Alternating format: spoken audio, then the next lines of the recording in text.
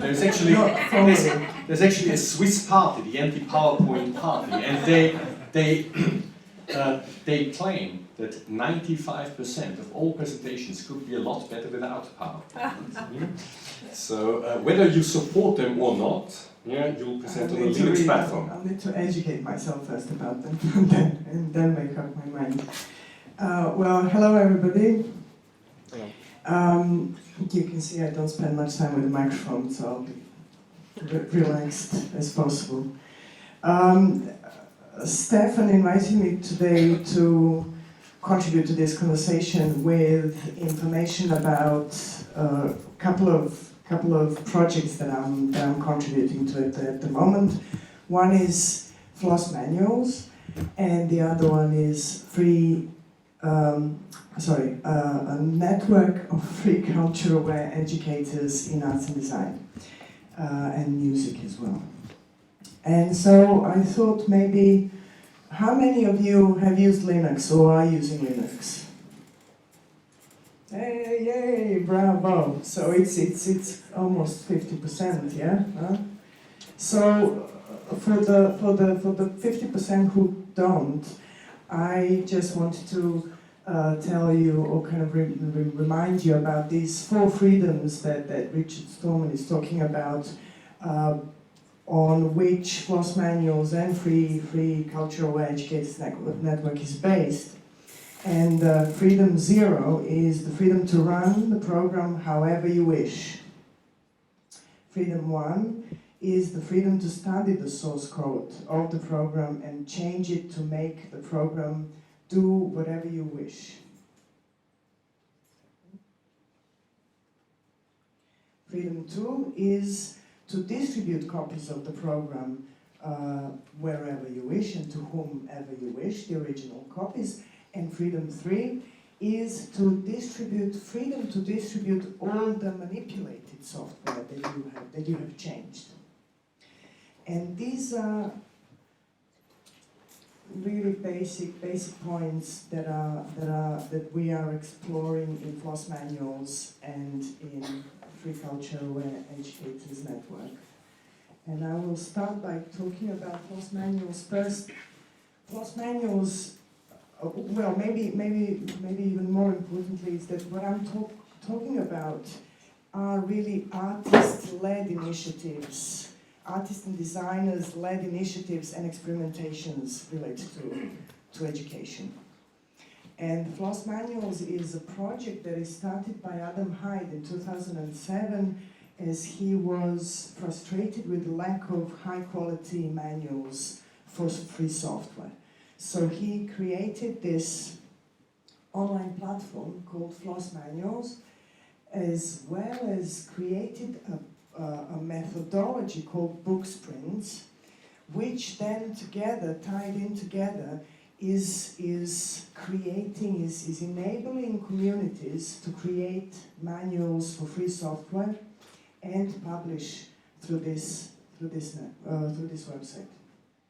So you can see here there are different categories like video, like graphics, like cryptography, like online collaboration, audio editing. Some of them are focused on introduction to coding, like introduction to command line, and some of them are OpenStreetMaps or Chromium and browser-based. Some of them are really looking only into the software.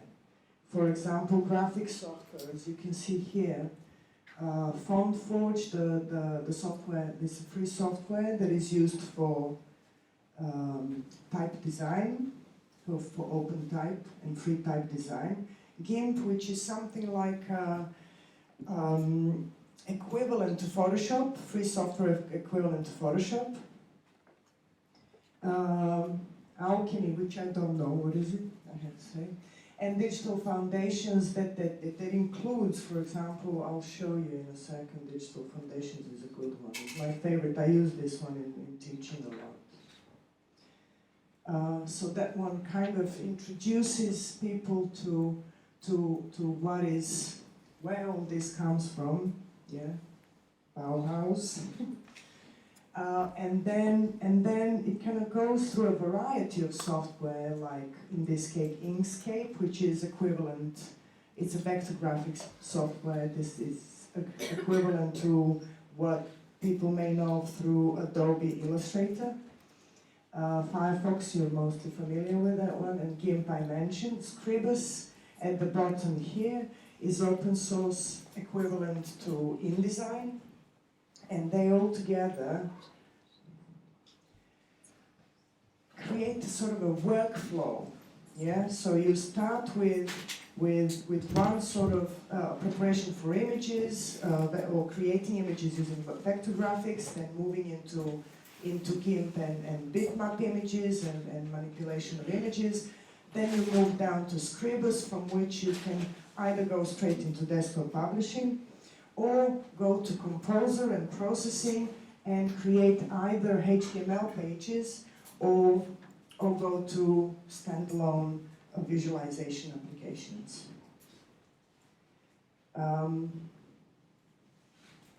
Floss Manuals is also a foundation, and foundation is based in Holland. They are mainly responsible for infrastructure, so that this website operates. They look after the website, they look after the documentation, they look after the whole publication process, which I want to show you in a second. So this is where you write your Floss manuals. So these are the people who regularly update, change, and publish various new information about the software. And I think my favorite is the remix. And this is where you can select manuals that exist and then create your own version. Yeah? Create the version that really suits your needs. So it doesn't really have to go and follow, you don't have to go and follow the manual as is from introduction to interface to whatever it does later on. And which in a way is opening up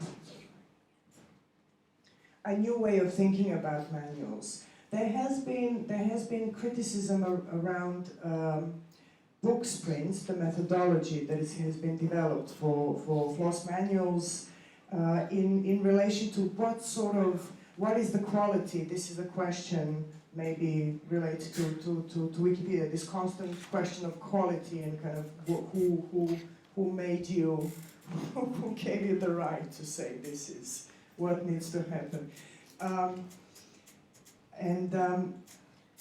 And so there was even a European-funded research project into the whole process, and I think that what happened is that there is, I think, unanimous among the community members, there's a unanimous agreement that it's the Brooksprint process, which is 3 days long normally, and it gathers a group of people with the same interest into a particular book or particular theme, which at the end of the process they generate a content that is publishable. It does require further editing and further polishing of the text or texts, but it's an amazing experience for everybody, and also for learning purposes.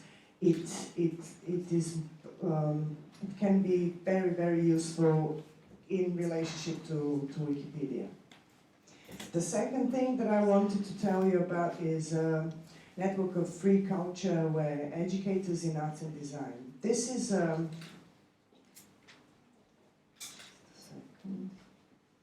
one.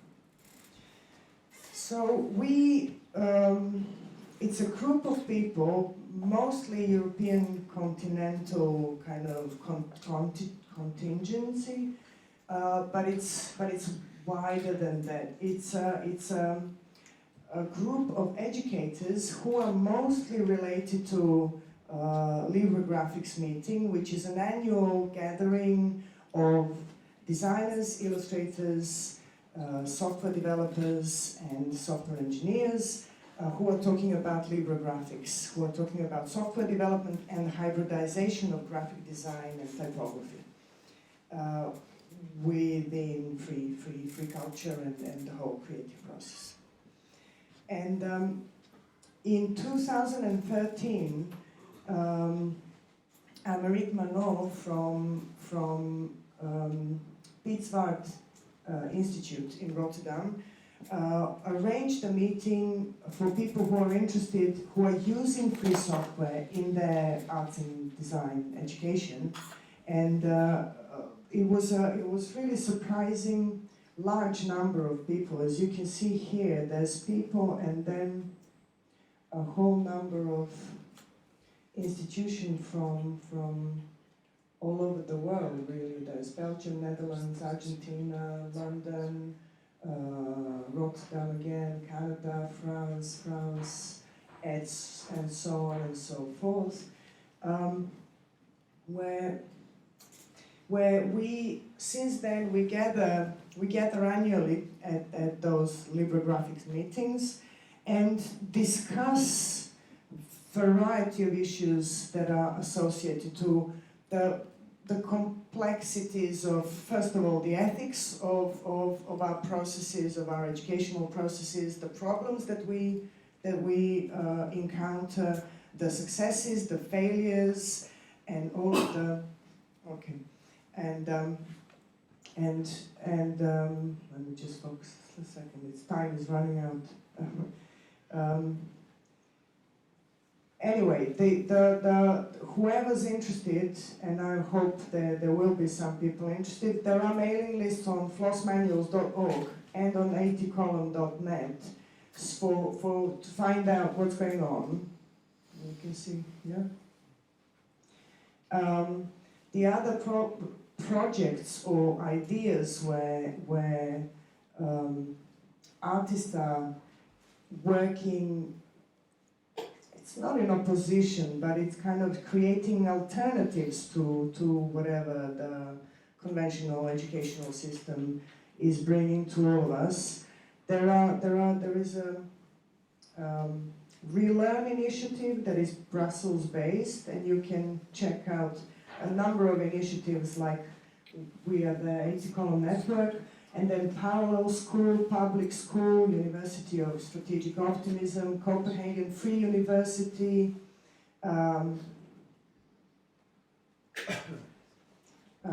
Anti-University, as well as London Free School, and some earlier examples like Anti-University and London Free School here from 1969 and Anti-University from 1968. These are various artistic and not so artistic attempts to open the creative process, to open the learning process, to see, to really step out of the business that higher education is here and explore the altruism that education should be. And that's it, I suppose.